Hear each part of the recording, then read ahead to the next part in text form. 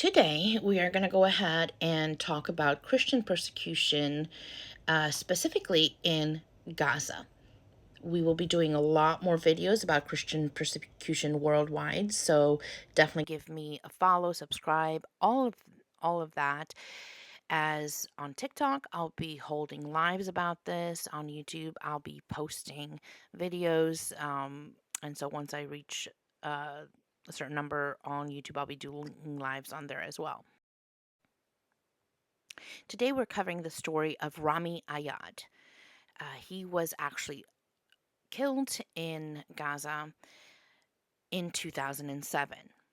Following his killing, basically a lot of Christians ended up leaving Gaza, thus minimizing the Christian presence in Gaza. According to Voice of the Martyrs, it was early evening. Rami Ayad had just stepped out of his Christian bookshop in Gaza City to close for the night when a car pulled up and three men stepped out to grab him. The unidentified men, two of them wearing masks, of course, forced Ayad into the back seat of the car and drove away.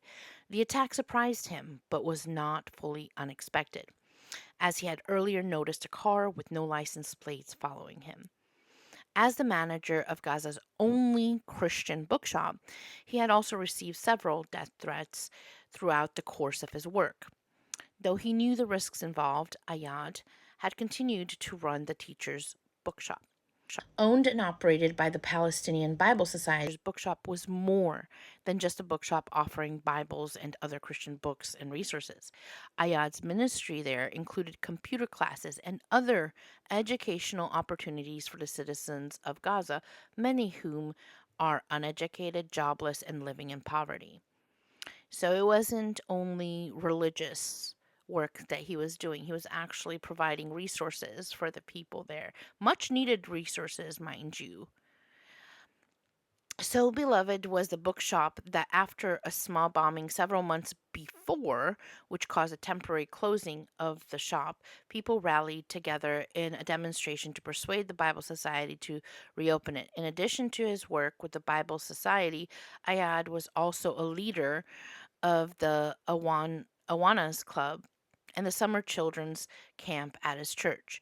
Ayad believed in his work, so he continued on despite the bombings and death threats he received from militant Islamic groups. So, for those of you saying that the Islamic groups or Islamic people in Gaza are so tolerant of Christians, that is absolutely a lie. And of course, they're gaslighting the world to think that Christians are okay in Gaza except for the war, right? On the evening of October 6, 2007, those threats became a reality for him. As he sat in the back seat of the car with his kidnappers, Ayad had just enough time to call his wife, Pauline, to try to encourage her. "I'm going with some young men somewhere, but I'll be home soon," he said, his calm voice expressing his trust in the Lord and peace in the middle of the frightening situation. He later called his mother as well, telling her that he should only be with the people for another couple of hours, but if he was not back by then, he might not be back for a long time. Ayad had just taken Ayad was just a few blocks from his shop, and questioning and torture ensued. Typical. His attackers beat him with clubs and the butt ends of their guns, accusing him of evangelizing in order to spread Christianity. So tolerant. Most likely, he was told to accept Islam and Islamic law, but he refused. The men continued to beat and stab Ayad, and when the torture and threats proved futile on the man so resolute and strong in his faith, they finally shot him. His body was found early the next morning. His murderers were never identified, so therefore there was no justice for him. Ayad's wife and their two children continued to receive threats of safety and were eventually transported out of Gaza Strip into Israel. By the way, the only safe haven for Christians in the Middle East.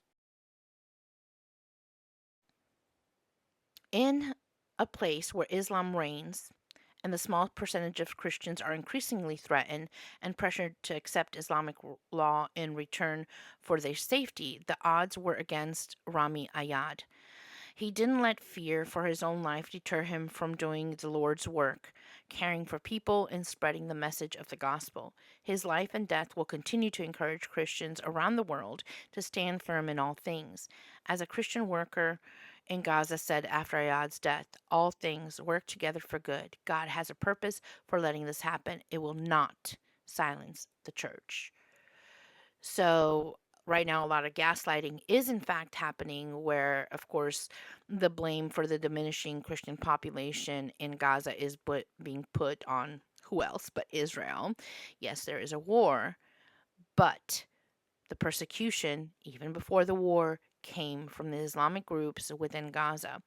After Ayad's death, what happened to the Christian population there, a lot of them left. Some of them did choose to stay because, of course, Christians do feel it is very important to bring light in the deepest of darkest places, to bring the message of Jesus Christ into these places, and they are unalive for this message.